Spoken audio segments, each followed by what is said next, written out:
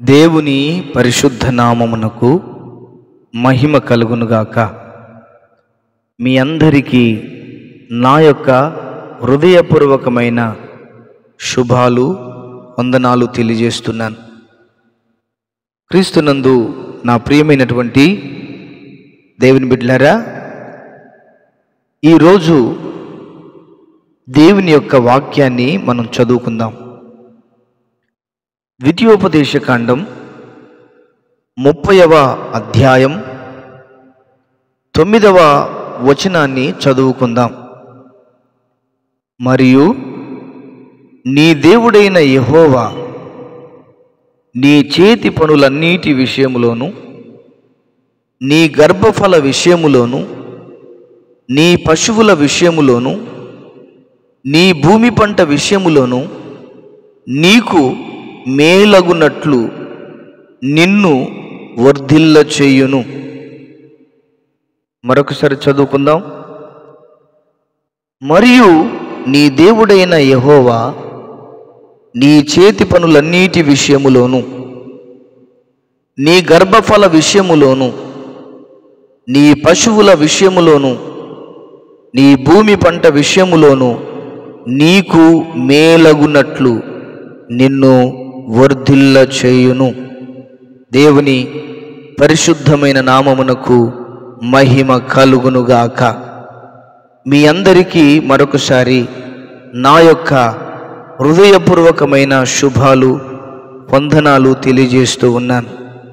ప్రియమైన దేవుని బిడ్డలారా, దేవుడు మాట్లాడుతున్నాడు. నీకు మేలగునట్లు నిన్ను వర్ధిల్ల చేయును అని ప్రభు మాట్లాడుతూ ఉన్నాడు. ఎక్కడట? మన చేతి పనులలోను, మన గర్భఫల విషయములోను, మన పశువుల విషయములోను, మన భూమి పంట విషయంలోను అన్నిటిలోనూ మేలగునట్లు నిన్ను వర్ధిల్ల చేయును అని ప్రభు మనతో మాట్లాడుతూ ఉన్నాడు.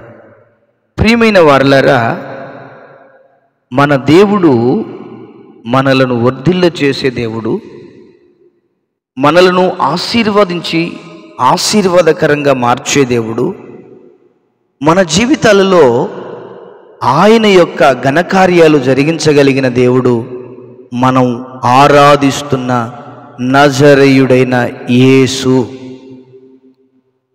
ప్రియులారా, చూడండి, 8వ వచనంలో అంటాడు, నీవు తిరిగి వచ్చి యెహోవా మాట విని నేడు నీకు ఆజ్ఞాపించు ఆయన ఆజ్ఞలన్నిటినీ గైకొనుచుందువు. అంటే ఆయన ఆజ్ఞలను గైకొంటే, ఆయన మాట వింటే దేవుని వాక్యం సెలవిస్తూ ఉంది, నీకు మేలగునట్లుగా నిన్ను వర్ధిల్ల చేస్తాడు.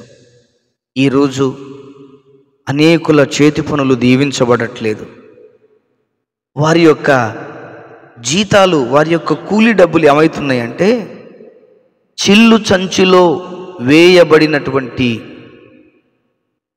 అంటే రంధ్రం ఉన్నటువంటి సంచిలో వేస్తే ఎలాగుంటుందో వారి సంపాదన కూడా అలా మారిపోతుంది. చిల్లు సంచులు పడిన దానిలాగా, చిల్లు పడినటువంటి కుండలో పోసిన నీళ్ళలాగా వారి యొక్క సంపాదన కారిపోతుంది. చూసుకునేసరికి ఉండట్లేదు.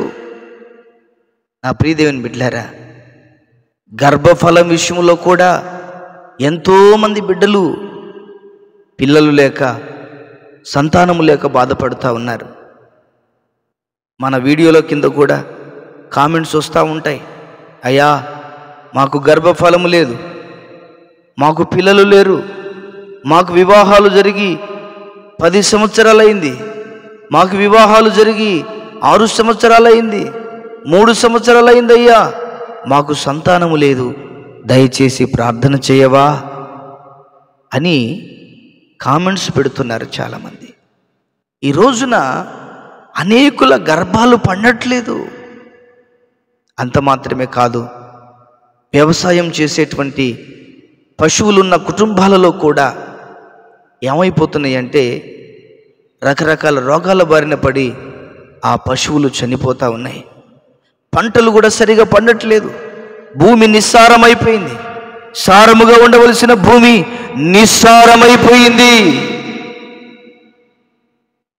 అందుకని సరి అయినటువంటి దిగుబడి రావట్లేదు, సరి అయినటువంటి పంట రావట్లేదు. సరి అయినటువంటి నా ప్రియమైన దేవుని బిడ్డలారా, వేసిన దానికి తగిన ప్రతిఫలాన్ని వారు పొందలేకపోతున్నారు. అయితే ఈరోజు ఈ సమయంలో నీవెక్కడ ఉండి దేవుని యొక్క మాట వింటున్నావో,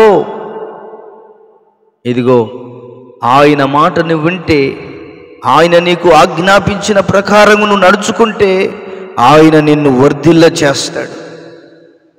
భూపంట విషయంలో వర్ధిల్ల చేస్తాడు, పశువుల విషయంలో వర్ధిల్ల చేస్తాడు, గర్భఫల విషయంలో వర్ధిల్ల చేస్తాడు,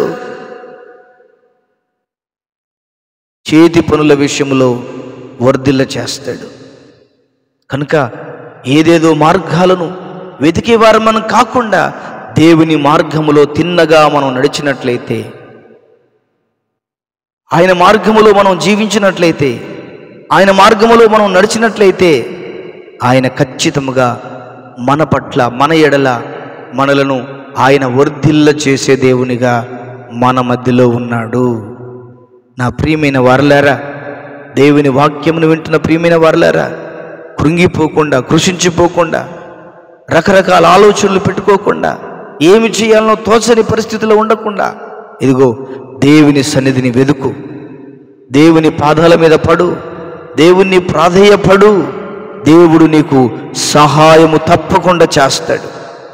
నీకు సహాయాన్ని తప్పకుండా చేస్తాడు. ఆయన గొప్ప కార్యాలు నీ ఎడల, నీ పట్ల ఆయన జరిగించగలిగిన శక్తిమంతుడైన దేవుడు, నీవు నేను ఆరాధిస్తున్నటువంటి నజరేయుడైన యేసు.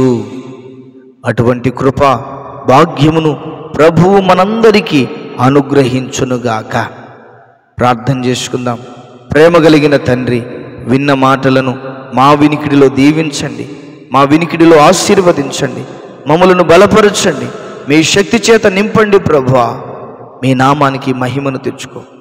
వాక్యం వింటున్న ప్రతి బిడ్డను, ప్రతి ఒక్కరిని పేరు పేరు వరుసన దీవించి ఆశీర్వదించు. వారి జీవితాలలో మీ గొప్ప కార్యాలు జరిగించు, మీ శక్తి కలిగిన కార్యాలు జరిగించు. మీ నామానికి మహిమను తెచ్చుకోమని వందనాలు, స్తోత్రాలు, స్తుతులు చెల్లిస్తూ నజరేయుడైన యేసు నామములో ప్రార్థన చేసి వేడుచున్నాము ప్రియమైన పరలోకపు తండ్రి. ఆమేన్, ఆమేన్, ఆమేన్.